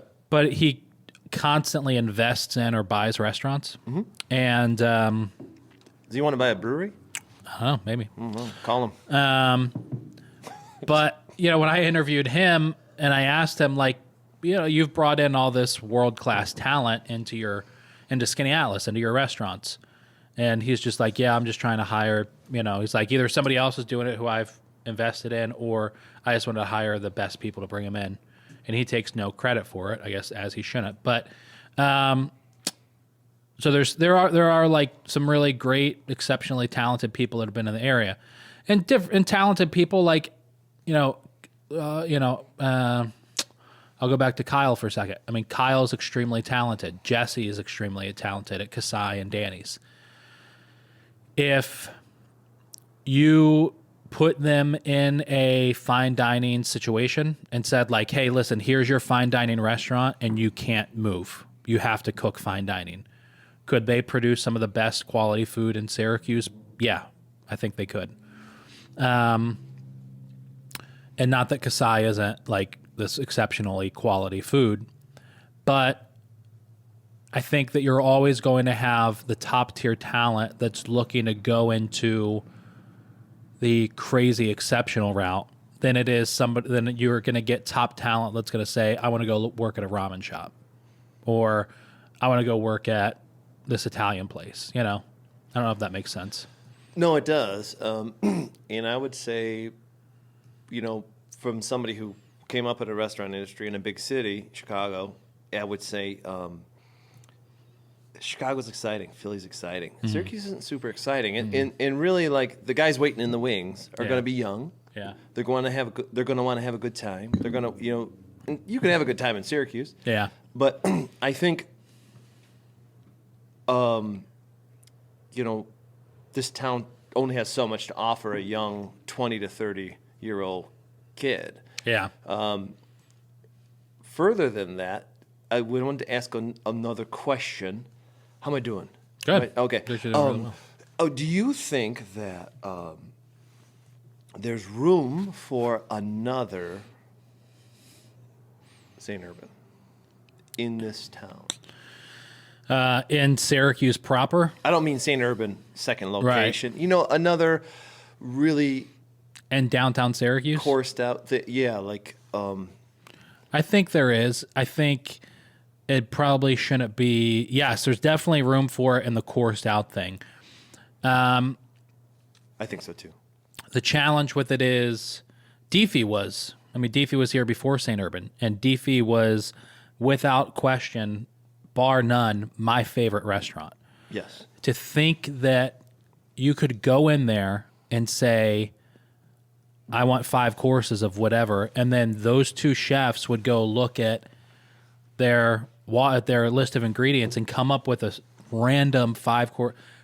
Cody is, I think, one of the, if Cody was still cooking, I would easily class Deefy above every other restaurant in Syracuse.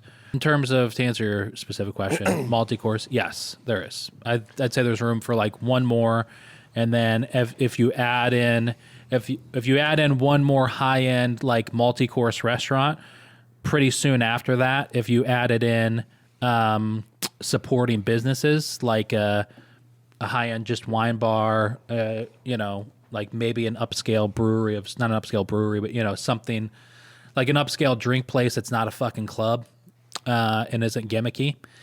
And if you brought back like a Sugar and Co., yeah, I think you could even add a third after that. I think that circling back to what we were talking about with Philadelphia and young talent waiting in the wings for someone to mess up to get their job. I think that this area does offer a lot to people 30 and up, as far as just in central New York. Mm-hmm.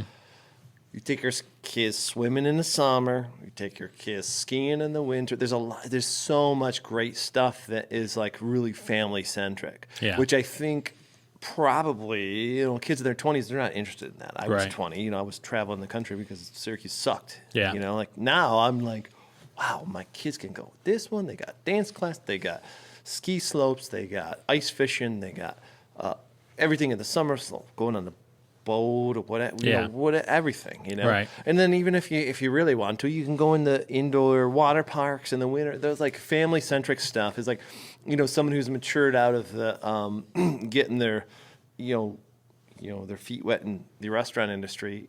You get into your, you know, when you're really hitting your stride talent wise, and you're like you've got it down.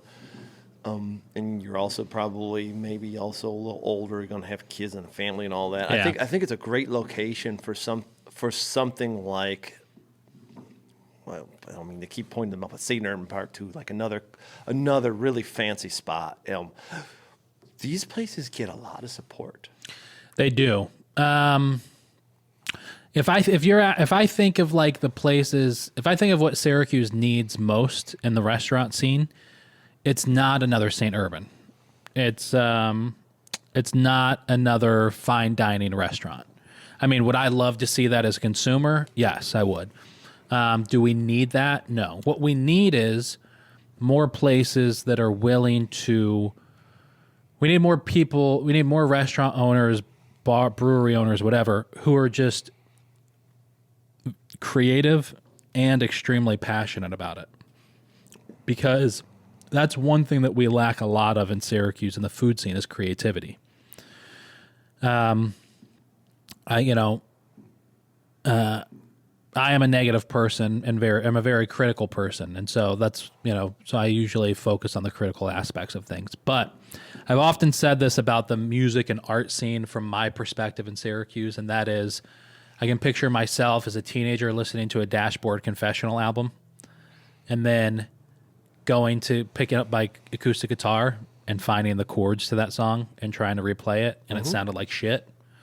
That's kind of how I feel a lot of things in Syracuse are. I feel like it's someone's bad interpretation of something good they saw somewhere else.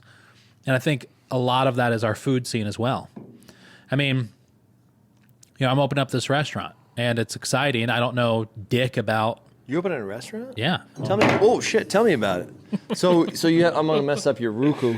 That's all right. So you're opening a restaurant. Is this a scoop? Am I getting my first scoop right now? Well, I've already mentioned it. Oh, you have? No, just let me have the scoop, man. Come on, this is my first interview of a. Is that the Dandelion beer? Yeah, I fucked that up. Sorry.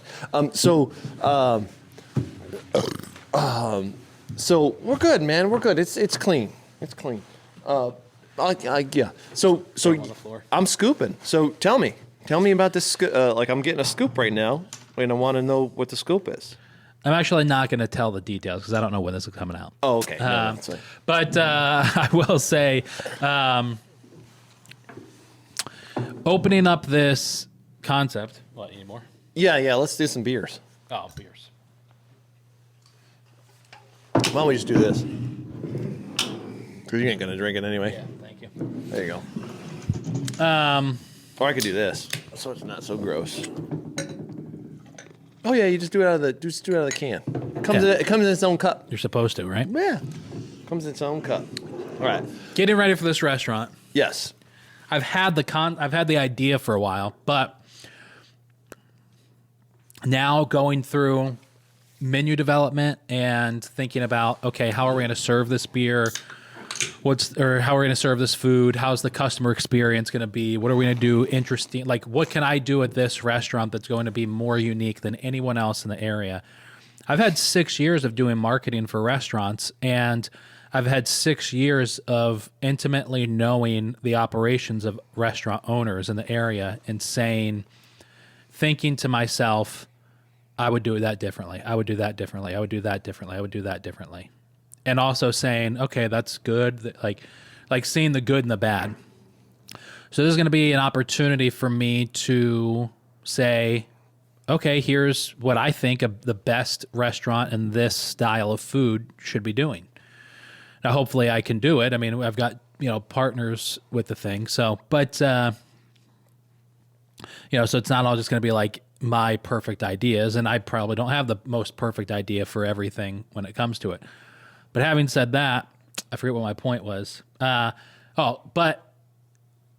we need more people to just open restaurants who are extremely creative and have a passion for it. I mean, I've been, for the last month that we've been putting the wheel in motion, I've been doing nothing but researching online, watching YouTube videos, listening to podcasts, Googling, YouTubing, Instagramming, Facebooking, seeing what every other concept in the rest of the country is doing that's in the same, food vein, that I can say, I love that, I hate that.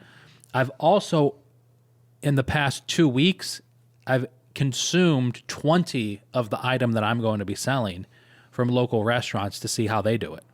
To say, okay, that's good, that's bad. This case, that takeout container sucks. That one's great. What's the customer's experience for getting this delivery? What's the customer experience for pickup? What's this breading taste like? What's this bun taste like? Is this too messy? It's like I'm consumed with trying to figure out what is the best way to do this. How long do you think until you open? April 1st is our hope. So get that all done now. Because when you open, you will not be able to develop yourself as a, as your concept. Your concept is obviously going to go into motion as what it is now already. It's only April 1st from now, but I would say just keep absorbing it all. Yeah. Because when you open and you're cranking and your taxes and your this and that, and your employee quits and then you got to find a new one.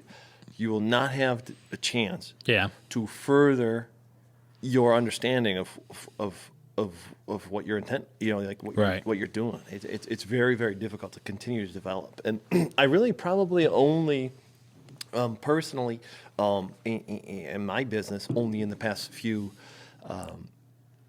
6 months have been able to start to continue to now go down the path of doing like the passionate stuff that I love, Yeah.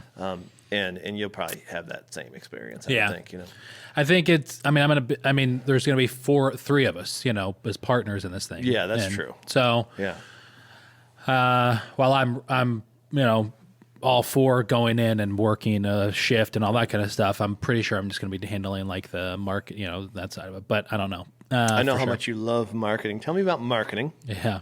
And tell me how I can start my own influencer campaign. If I were this is a serious, you're giving me the smirk like, I know Tim, he's just being a fucking asshole.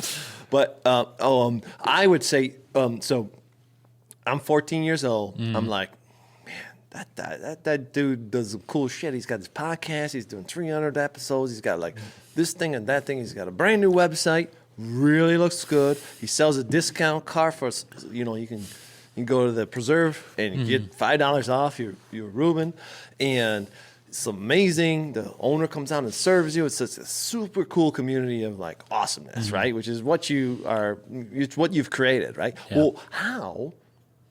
If I'm like, man, I want to do that. Give him the rule book because you're OG at this point. Yeah, I don't know about that. Well, Syracuse, so it's not that hard to be OG in Syracuse. Yeah. How to start your influencer thing? I would say start with one platform. So whether it's going to be Instagram or TikTok or whatever it is. And for right now, for today, I would say that's TikTok. Although I wouldn't be surprised if in 2 years, if there's something else that's surpassed TikTok. But I would say pick that one platform and whatever medium that platform exists on. So TikTok is video. I would say get really good at figuring out and go consume a bunch of content from all around the country and say you're doing food. Go find the biggest influencers, food influencers on TikTok and wherever in the world and say what style of content are they posting that gets the most views on their channel, and then just recreate that in your own area.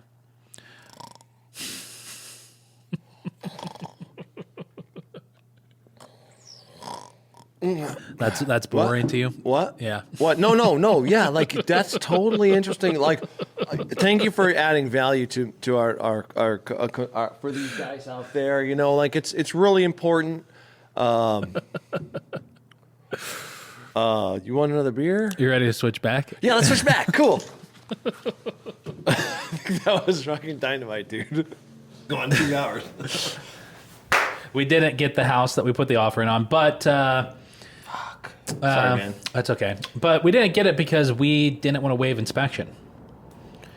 And the person that did buy that did get their offer accepted waived the inspection. Which, unless they were a construction worker, and I can say confidently that waiving an inspection on that home is a very stupid move. There are holes, like the basement, which was like half finished, the doors that led, a door and a window that led from the basement to the outside. It was like cinder block, walls, and then the door frame. There was like a 1/2 inch gap, like all the way around it. So to waive an inspection on that place is pretty dumb. But anyways, we didn't get the house. Nah, when it comes to that kind of shit, man, it happens for a reason, man. Yeah. You find another one. We're not too worried about No. that. Yeah. All right. So really the biggest what thing. kind of car do you drive? RAV4. I know we had an idea. What is that? A coffee maker? Yeah. What were you going to say? Really the last and final thing that I want to talk to you about. Yes. The most important thing I want to talk to you about. Distribution. Beer distribution. Yeah, we were supposed to talk about that like 2 hours ago. Yeah, but, it has been 2 hours. Yeah, and I was thinking, like, as I was peeing, I was like, I wonder what kind of car he drives. And then I was like, but I knew, but then you got a new one. Yeah, it's a RAV4. Like a year ago. But it's the same one, right? No. It's the same kind? What was the car before? Was it red? Jeep. Yeah. It was a red Jeep. Okay, and the gray and red 4. Okay. Yeah. Okay, penis. All right, so how do you get screwed over as a beer maker? Mostly by the bank. Just like taking out loans is stupid, dumb thing. Don't never do it. I would say like we lose money on every beer we sell in distribution, every single one. Even now, without salespeople, we still lose money on them. And we raised our prices just recently to break even. And we raised them significantly. Like we were looking at break even numbers. This is something my wife is very good at. She's trained at Kendall in Chicago. So, opened a bunch of restaurants there, and costing recipes is a huge part about opening a restaurant, as you know, because if you watch that future episode, I interview this guy about stuff like this. Well, not specifically, but anyways, we were looking at a cost. So we knew we were losing money on distribution, but like. We're like, every unit is like $7. We're paying $7 to sell a keg, and I mean we knew that. Like we did that for a reason, and now my wife's come on, and we've corrected things. Not corrected, but like we changed the concept kind of in a way, and those beers are going out at like break even numbers. But like a little over break-even numbers. But like, did you reset that camera? Yeah. Okay, we're good. But like, we raised our kegs by like $20 to do it. Like it's a huge jump. Yeah, but what is that a beer? But one of the reasons why we raised it so much was not only were we losing money on purpose, really, but also cost of everything went up, as everybody knows in this, and in restaurants and in brewing and any manufacturing, the cost of everything has gone up, from the shipping to the labor to the thank you, New York, to the just the cost of chicken wings or whatever. I don't sell chicken wings, but like every single thing. Grain went up. They don't tell you also. Like, oh, what's going up? It just goes up. It's like my bags went up $5. Holy crap! That's like $600 a batch. Just overnight. Overnight. And so now I got to change my prices. So this is how it gets screwed. Some distributors, not all, some are awesome, but some distributors say, well, you can't raise your prices only once a quarter. Okay, well, I just got my price raised $5 a bag. Now I'm upside down twice, because I was already upside down because I was trying to develop my brand. So now we are adjusting in the next, after Q1, we'll be adjusting with everybody to the prices that we had. So now it's like we're raising prices to become break even, but then we also have to raise prices to also mitigate like other costs that have gone up. When I started this business, selling my cans cost me 12 cents. Now they cost me 27 cents. Like what any business can function in like their first year with like doubling costs, like of just the packaging. The flip side, hops have come down in price. Just like a little tidbit. But so many on-premise places were closed, brew pubs and stuff. So prices of hops have gone down. And anyway, what were we talking about? How you get screwed from the distributor. Oh, honestly,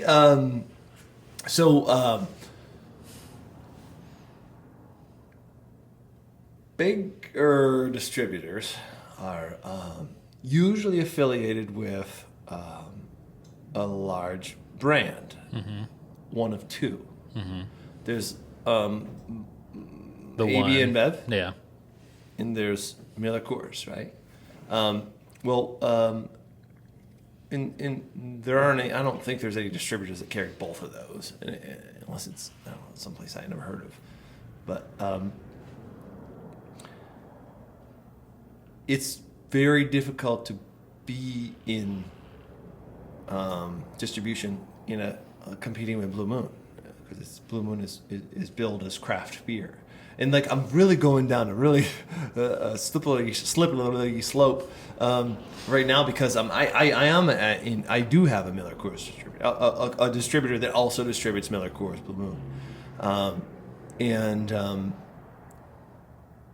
I have a great relationship with them.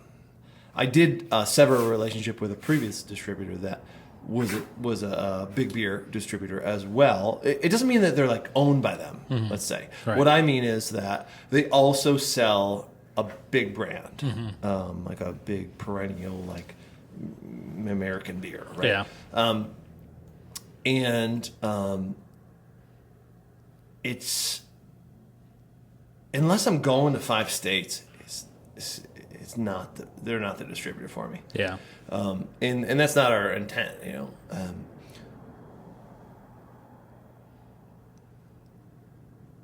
My mind is racing a little bit because I don't want to say like negative things, because I have a very great relationship with our local distributor, which also sells Miller Coors products. Right. And they do awesome for us.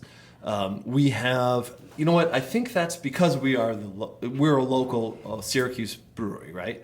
So like our product has velocity locally, just because we know everybody around here, right? So we sell beer here. It works well with that distributor, but I think when you go outside of your local market,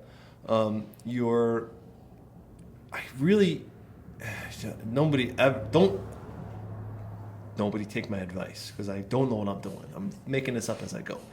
Okay, but I think outside of our market, going with a house that does have a product like Blue Moon, that they sell like crazy amounts of, and they will not drop those handles for anything. It's not really great for small craft distributors. It might be good for like regional ones that are a little bigger than us, but I don't think it's going to work for small breweries to outside of their home market. So, like, one thing I'm thinking of is a story of a restaurant that won't be named, and when they were opening for their doors, their potential distributor came to them and said, "Hey, we will purchase or provide for you your entire beer cooler system and tap system," of which they have like 15 taps. $20,000. And said, "We'll give it to you for free. It's yours. Keep it forever." Yeah. That was it. There was no other stipulation. Now, 6 years later in business, they carry 90% of their taps are all those two big breweries. The distributors' products. Yeah. Yes. Yeah. So now, obviously, that happens because those two big brands or companies have billions of dollars to say, "Yeah, sure, I don't care. Give them that shit." They're going to buy our beer for the next however many years they're in business. Great. Mm-hmm. You can't do that on a large scale. I don't know if you should. I don't know if, I mean, you couldn't, but what would that look like to do that for like one or two? Like, do you think doing that for like one restaurant in town would gain you X amount in the amount of beer that you would sell them? This is a funny tie-in because I did that. Really? Kind of. So I worked with a local restaurant to just friends of mine were opening a restaurant, and I was like, I can install your draft lines, you know, like not to promote my brand right. or anything like that, but just because like they didn't want to go with a distributor to do it because they didn't want to be tied into feeling obligated to sell their product. Yeah. And that's how that works, yeah. right? So they were like, oh, and I was like, dude, I can do it. Just buy the stuff. This is what actually I bought it and I brought it, but like I gave them the bill for what they cost me, you know. And I have a wholesale. I can get wholesale prices, so it was very reasonable. It was less than $1,000 for their setup, you know. Now, this also isn't a place that was or is or will be projected to sell any amount of draft beer at any velocity at all. And fair to say that they've probably nearly always had one of our beers on.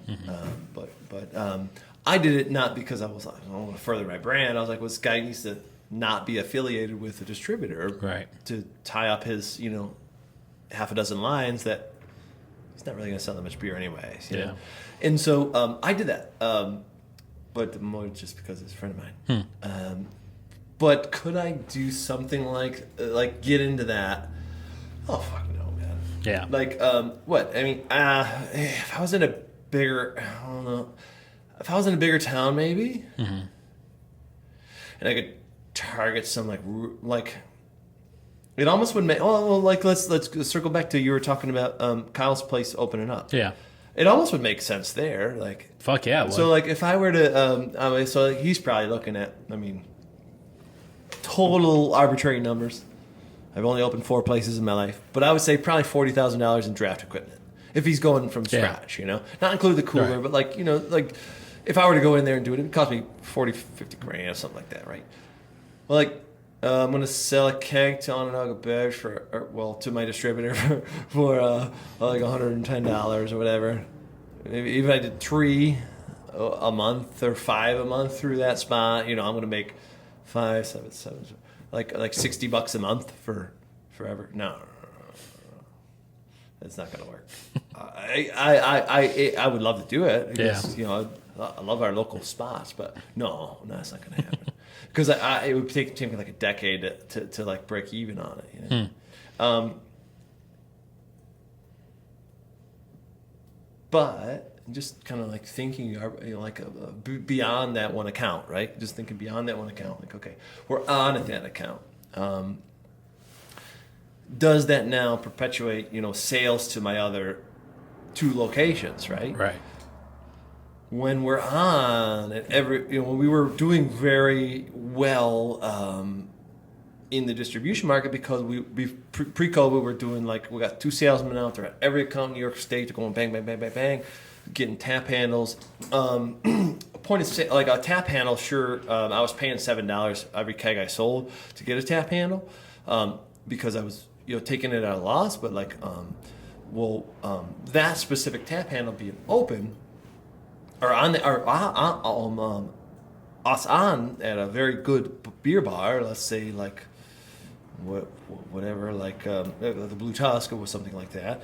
You know, that's a very good place. Well, they're going to go there. They're going to try it. They're going to be like, okay, it's good. I'm going to go try out that at the brewery. Now that made me $6 when they come to my brewery. Yeah. You know, so like it might make sense in the grand scheme of things, but like breweries of my size or businesses of my size, we like. Don't, I mean, that's not how you really think. Like, no. I mean, that does make sense. Yeah. And if I was to spend $5 million in New York State to put in draft systems for the next 60, 70 restaurants that open, and in 7 years I'm pulling back, $7 per draft line per month or per 2 weeks or whatever that keg lasts. times 100, well, it probably makes sense. But I read online that the average IPA costs a brewery about a quarter to make per beer. it depends.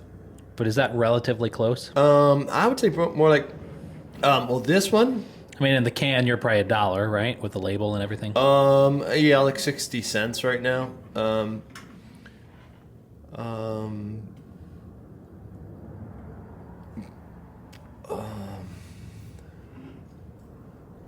It depends where you're serving it.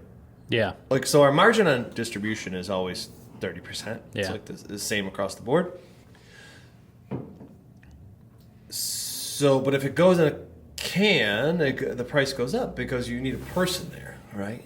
And we're not a facility that has a computer running the canning line. Not that that's really all that common. Actually, pretty uncommon. But you know, we need 4 guys to can. You know, like so like it's the cost super huge. Like people cost a lot of money. You know, so. I'd say, you know, when it goes in a keg, you know, and goes to our draft lines, yeah, you're looking at. My recollection right now for most of our IPAs, most of our IPAs are really heavily hopped. I would say this one is probably a little less expensive, but I'm 33 cents for a pint of beer. Wow. But that's not including the can and the label and yeah. the guy. Yeah, that's you know, a lot. When the distributor gets 20 fucking cases, dude. Get the fuck out of here. Order 4 pallets, you dickhead. Like, you got to get 20 fucking cases of this beer. You put it on the fucking pallet. For me to pay someone to go out there and get 20 cases and put it on a pallet to send it out the door and load it on a truck and, like, that's finished beer. Like, that cost me more than that beer's making me, you know? Like, that kind of thing. So there's some scale stuff that doesn't make much sense. That's why beer gets so fucking So why expensive. do you do it? Why do we do distribution? No, why do you fucking own a brewery? I understand what you were saying earlier. Hold on. Before you answer this question, I can see your wheels. So before you answer this question, I was thinking about the ivy on the wall. here's what I remember that you said about why you own a brewery. Okay. Especially now that Crystal's working with you. Yeah. Is your life is more relaxed now than it was a year ago? Definitely, yeah. You and your wife work together, so it's easier to manage your schedule and have time with the family and the kids and friends and all that kind of stuff. I'd imagine you'd rather be working for yourself than working for somebody else, right? At times, yeah. Overall, yes. But it seems like breweries, it's a headache. Your costs keep going up. It's...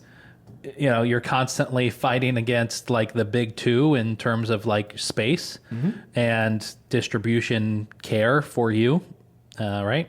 Because they care more about the other two than they do all the rest of you combined. Right, yeah. You just raise your prices to break even. Yeah. You spend your profits in labor, Yep. right? Like, why do you do it? By the end of this year, I'll have 20 employees. That's important. That and jobs to our community and other communities that where we have other locations. Well, first of all, like the grand scheme of things is not really present in our conversation right now. Like Yeah. when you open a brewery, you got to spend a fucking $1 million to get all the canning line and the tanks and the build out and all that stuff, you know. Then you open a second location, you got $2 million, right? Well, eventually, you're going to pay those off, right? So, like, and that's without even a kitchen. That's without food, you know. That's just for production, you know. Like, and that's a really round, kind of low, actually, even number. But like,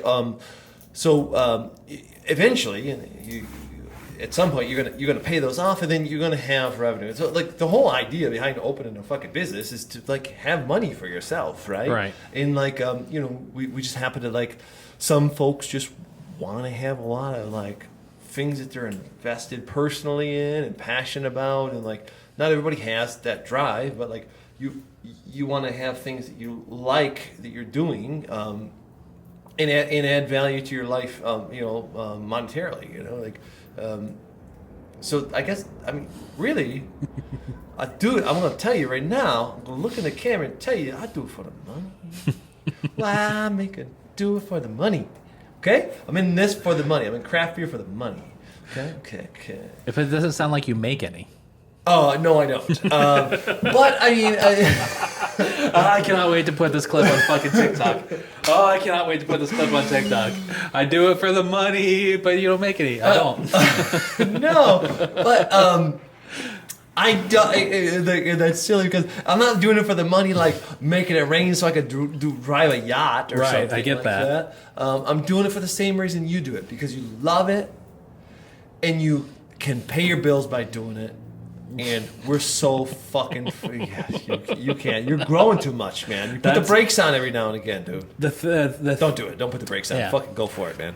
The beautiful thing about Eat Local is that I can do a lot of things that make it look like... Oh, we have to switch seats again. No, we don't. Oh, okay. Is that I can do a lot of things that make it look like we're crushing it, but that don't make a dime. I mean, the Palace Theater thing, I mean, that cost me $1,000, even after all the sponsorships. So I still owe you for that, by the way. You don't owe me anything. Whatever. Thank you. You've given me enough over the years. Yeah, I mean it's not fun.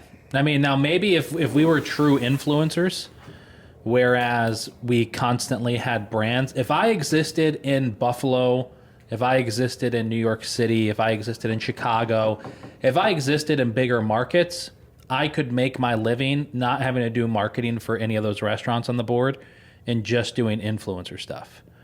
Yeah. Now we're getting there little. You're on the way to do that. We're getting there little by little. Like we have a company, I won't mention their name, but they're about to start paying us good money. $1 billion. To start doing some influencer stuff for them. I'm working with another local company that sells bottles of stuff that's going to, start sponsoring a new show that we're going to start doing. So there's cool stuff like that. And what show? Is it better than Will It Ferment? I'll tell you off the air. Fuck. No. Can't be better than Will It Ferment. Well, Season 2 is off the train. Season 2 hasn't done anything. Oh. Have we put it online? I don't know. Have you? I thought you created the channels for Will It Ferment. Yeah. I've been busy. All right. Well, there was something else I wanted to ask you. But we do this because we love. We love it. We've got an opportunity, a blessed opportunity to do something that we slightly enjoy. Yeah. The business side, maybe not. The marketing side, which you're necessary to do, maybe not. Right. I make IPA, you do marketing. Yeah. Things that we don't love to, because there's plenty of marketing out there. Yeah. You're not breaking ground by making marketing content, right? Or material, like for other spots. Like I'm not breaking ground by making IPA. Mm-hmm. Like I'm making it taste like what people want to have out of an IPA. Like it's fucking good. Whatever we drink it. But we're so fucking blessed, man. Yes. Like we're able to do something we like even slightly enjoy and really will add some type of, in the future, hopefully, even more value than we're getting now, which is break even, of course, but like and like my family, we have a modest lifestyle, but like we have a house, right? We're like, this is fucking great, man. All that stuff too. My hope is within 5 years to have $4 million, and then quit everything. Yeah, you're not. I love you, man. I will. Trust me, I will. In 5 years. Do it. In 5 okay, fucking so what's years. today's date? Hold on. Look at that camera and say that again. You will not, Anthony Trengeli. You will not. Say it. Come on. I can't say it with a straight face. Fucking say it. Let me try again. Anthony Trengeli. You will not, in 4 years. 5 years. In 5. Now you're changing it. No, I said 5. Okay. Let me try again. I gotta wipe my grin. I gotta go fucking sand the floor again. Fuck. No, I'm going home. Anthony, I just want to be honest with you, brother. Like, I love what you do. You're passionate about, going around and taking pictures of fucking food and shit. Like, I'm going over to Preserve. I'm going to take a picture in my fucking room. And like, it's so great. Do you have any suggestion? Like, I'm going to tell you what. You told me just now that in 5 years, you're going to have $8 million.